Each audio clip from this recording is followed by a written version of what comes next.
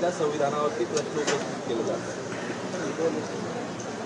आज 68व्या परमपूज्य भारतरत्न डॉक्टर बाबासाहेब आंबेडकरांच्या महापरिनिर्वाण दिनाच्या अभिवादनासाठी मी आणि माझे सगळे सहकारी इथे आलो। समस्त भारतीय जनता पार्टी मुंबईच्या वतीने परमपूज्य भारतरत्न डॉक्टर बाबासाहेब आंबेडकर यांच्या चरणाशी नतमस्तक होऊन अभिवादन केलंय। बाबासाहेबांनी समानतेची, समान अधिकाराची आणि समान संधीची एक मोठी व्यवस्था या आपल्या संविधानातून समस्त भारतवासियांना दिली आहे।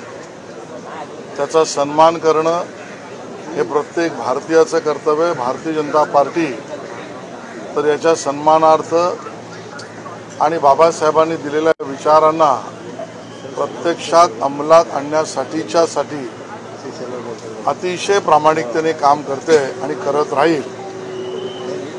आज या ठिकाणी मला मुद्दामून उल्लेख करायचा आहे, बाबासाहेबांच्या चरणी नतमस्तक होताना हे 68वा महापरिनिर्वाण दिनी बाबासाहेबांना अभिवादन करताना याचा जरूर उल्लेख करावा लागेल।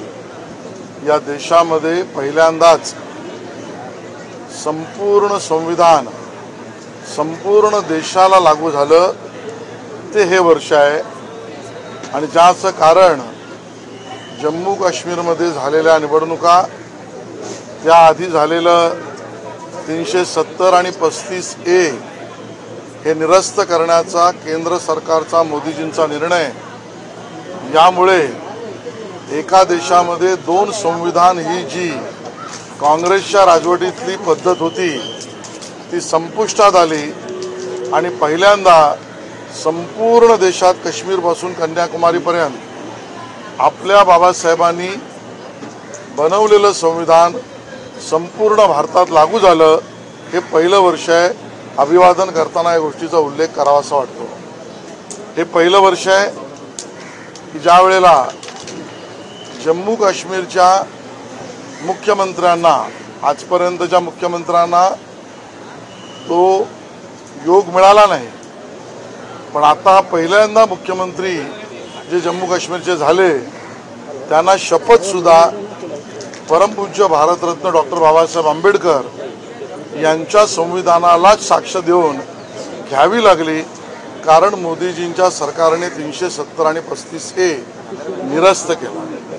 हे पहिलं वर्ष आहे ज्या वर्षी देशभरातील आपल्या व्यवस्थेनुसार कुठल्याही राज्यातील न्यायमूर्ती एका राज्यातून दुसऱ्या राज्यात जाते, तशी ज्या वेळेला कुठल्याही देशातल्या राज्यातील न्यायमूर्ती जम्मू काश्मीरला जाईल किंवा गेली असेल तर पहिल्यांदाच त्या न्यायमूर्तींनाही परमपूज्य भारतरत्न डॉक्टर बाबासाहेब आंबेडकरांनी बनवलेल्या संविधानाचीच शपथ घ्यावी लागली।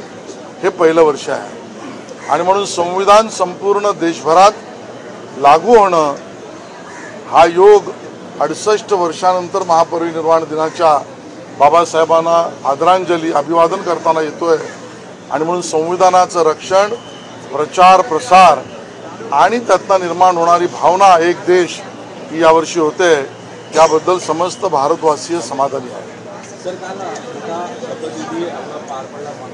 साहेब हिंदी में सांगा ना, चला साहेब हिंदी मध्ये।